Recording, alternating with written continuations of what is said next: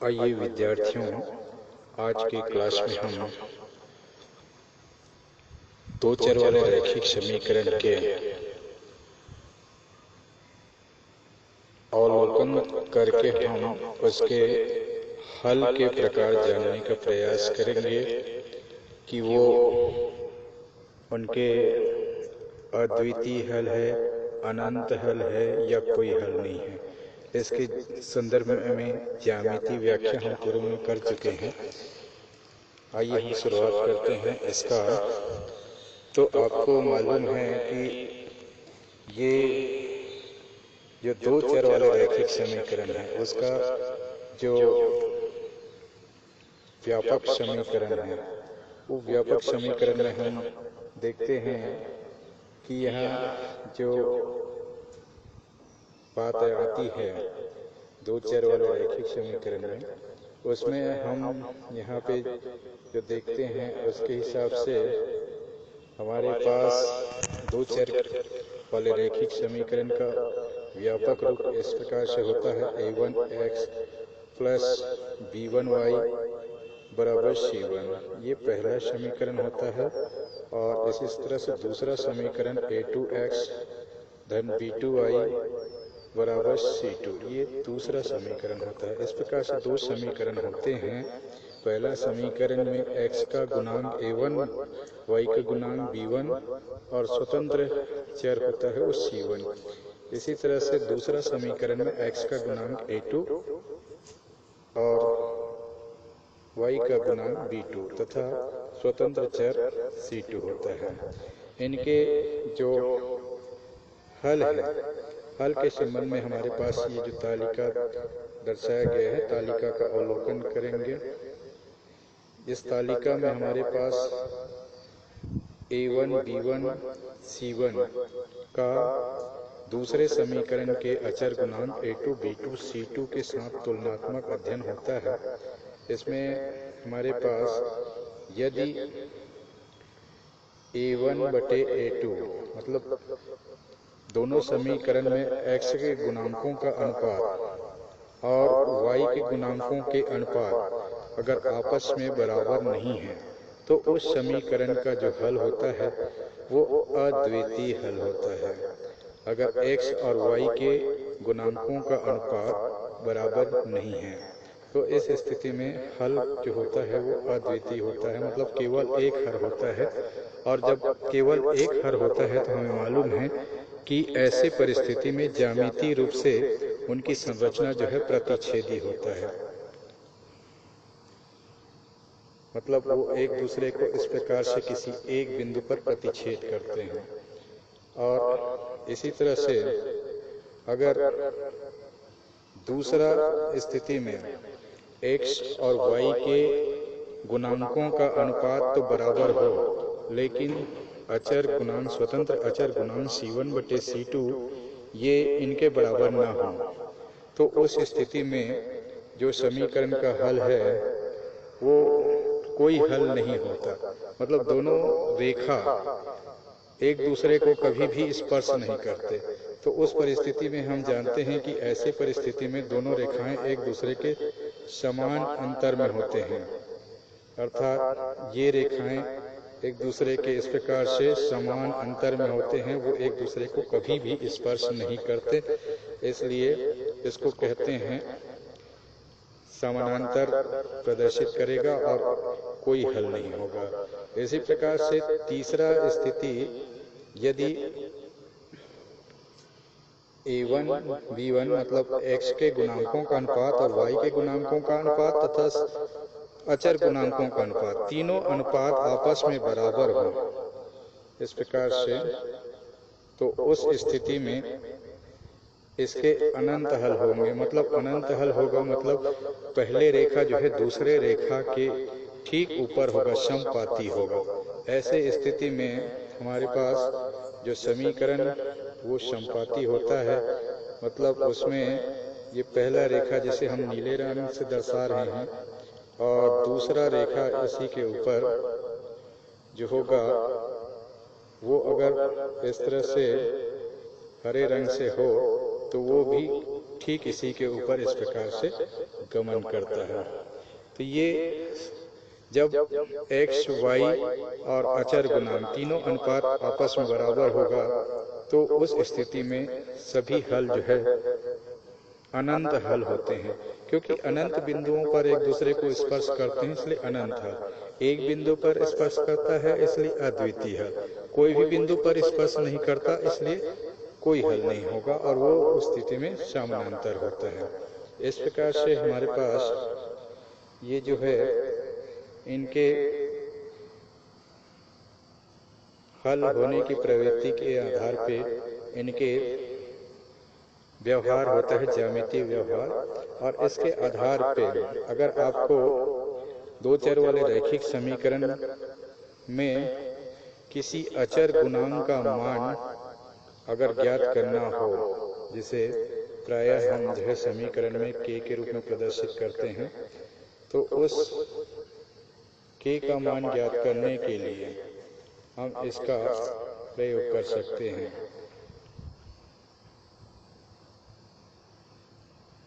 समीकरण अगर इसके कुछ बातों को हम ध्यान दें तो जैसे उदाहरण 18 में ये जो समीकरण दिया गया है, यहाँ पे दोनों के जो अनुपात है x के गुणांक के और y के गुणांक के अनुपातों को यहाँ पे रखा गया, तो हम देख रहे हैं कि ये जो a1 का मान है 3 है और a2 का मान 4 है। इसी तरह से b1 का मान 5 है और b2 का मान 2 है।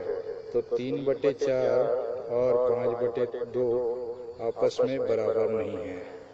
3/4 बराबर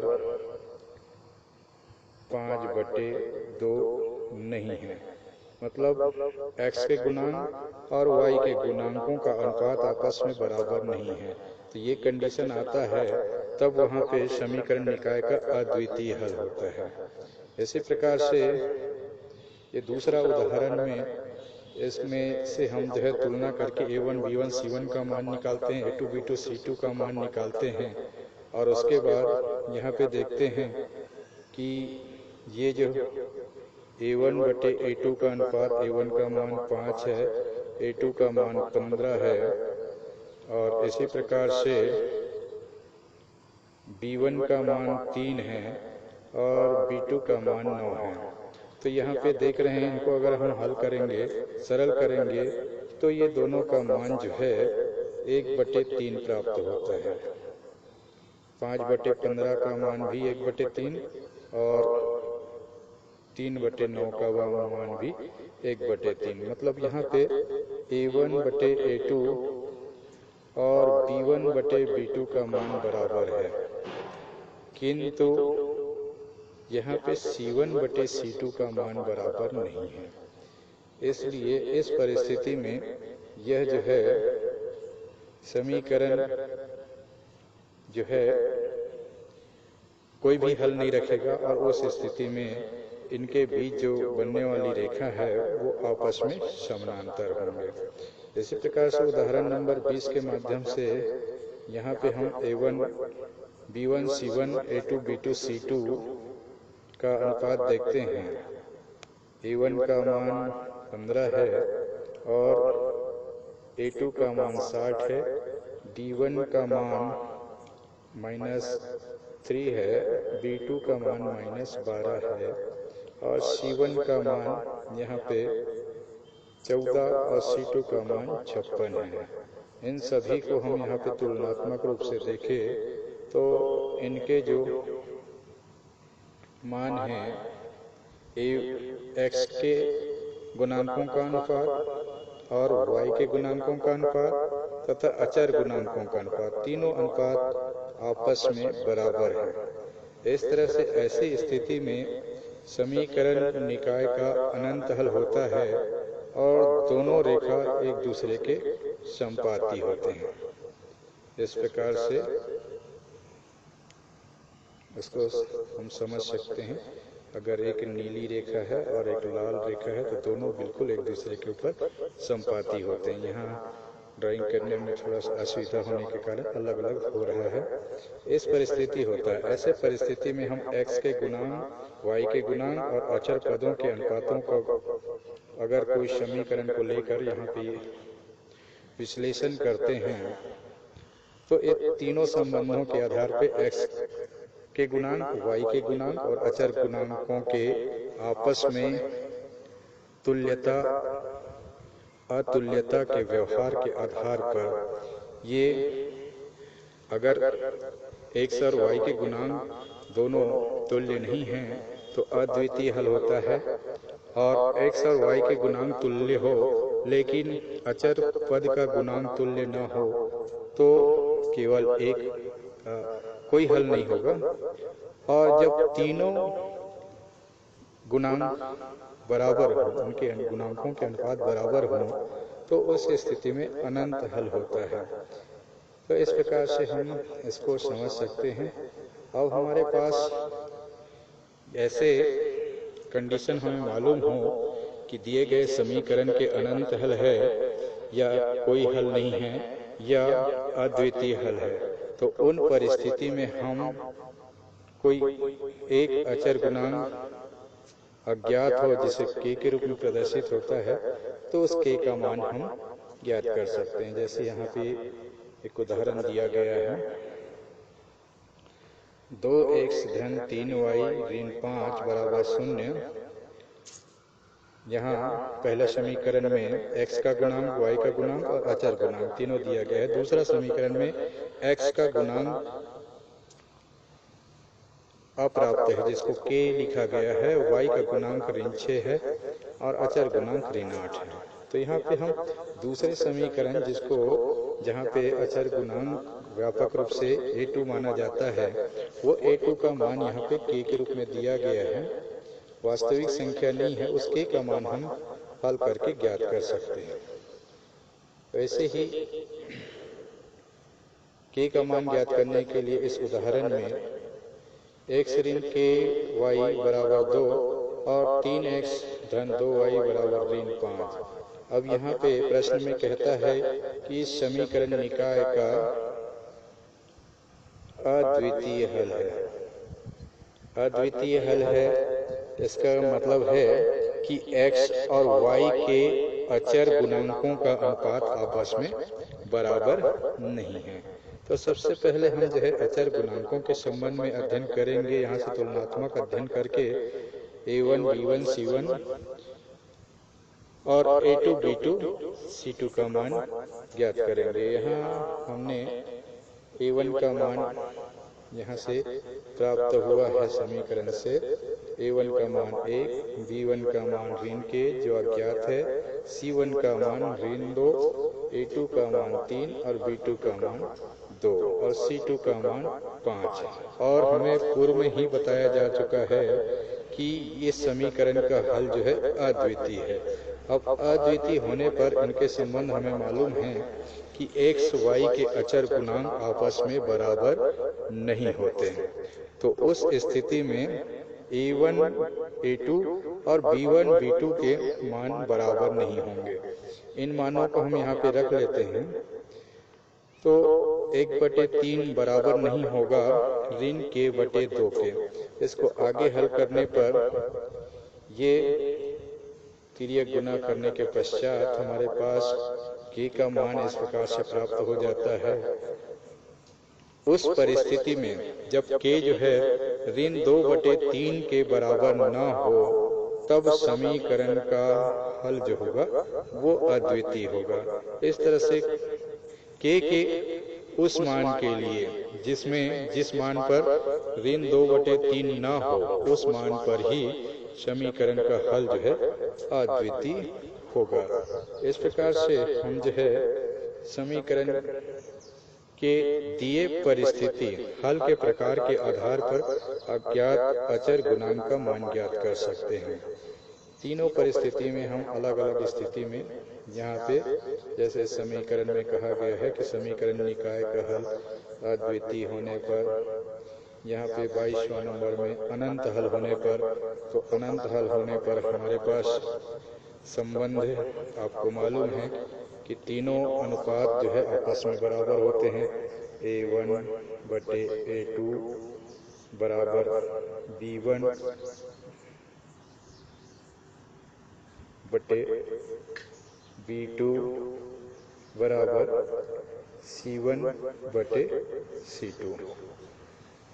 ये A1 B1 C1 A2 B2 C2 का यहाँ पे मान रख लेंगे और जिस परिस्थिति में इनकी तुलनात्मक स्थिति बराबर हो वहाँ पे हम रखेंगे। तो यहाँ A1 B1 C1 सभी का मान निकाल के रख लिया गया है।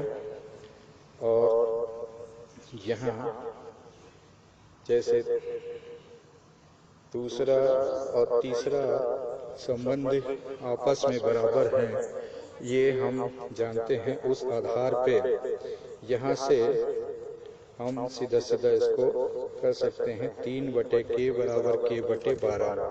तो इनका तिर्यक गुना करने पर हमको ये प्राप्त हो जाता है K का वर्ग बराबर 36। K का मान इस प्रकार से प्लस माइनस 6 प्राप्त होता है। मतलब K का मान धन ऋण 6 पर इस समीकरण निकाय का हल जो है अनंत हल होगा, क्योंकि यहाँ पे उस परिस्थिति में x, y और अचर गुणांक के अनुपातों का मान बराबर होता है। ऐसे ही उदाहरणों के माध्यम से हम जो है दिए गए प्रश्नावली के सवालों को समझ सकते हैं, हल कर सकते हैं। ये आज की इस जानकारी के बाद विद्यार्थियों के लिए यह गृह कार्य के लिए हम छोड़ते हैं। और पुनः मैं एक बार स्मरण कराऊं कि दिए गए जो 2 चर वाले रैखिक समीकरण हैं उनके हल के 3 प्रकार होंगे। पहला अद्वितीय हल, और अद्वितीय हल होने पर प्रतिच्छेदी रेखा होता है और केवल एक बिंदु पर स्पर्श करता है, इसलिए प्रतिच्छेदी रेखा। और x और y के अचर गुणांक A1 बटे A2 और B1 बटे B2 आपस में बराबर नहीं होते हैं। और दूसरा कोई हल ना हो तो उस परिस्थिति में दोनों रेखाएं समानांतर प्राप्त होता है, तो कोई हल नहीं होता। और उस परिस्थिति में x और y के अचर गुणांक तो बराबर होते हैं, लेकिन स्वतंत्र चर जो है उनका अनुपात बराबर नहीं होता।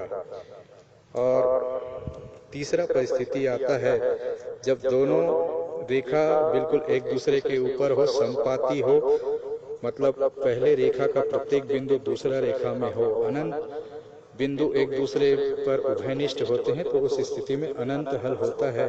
और इस परिस्थिति में अचर गुणांकों और स्वतंत्र चर का अनुपात, तीनों अनुपात आपस में बराबर होता है।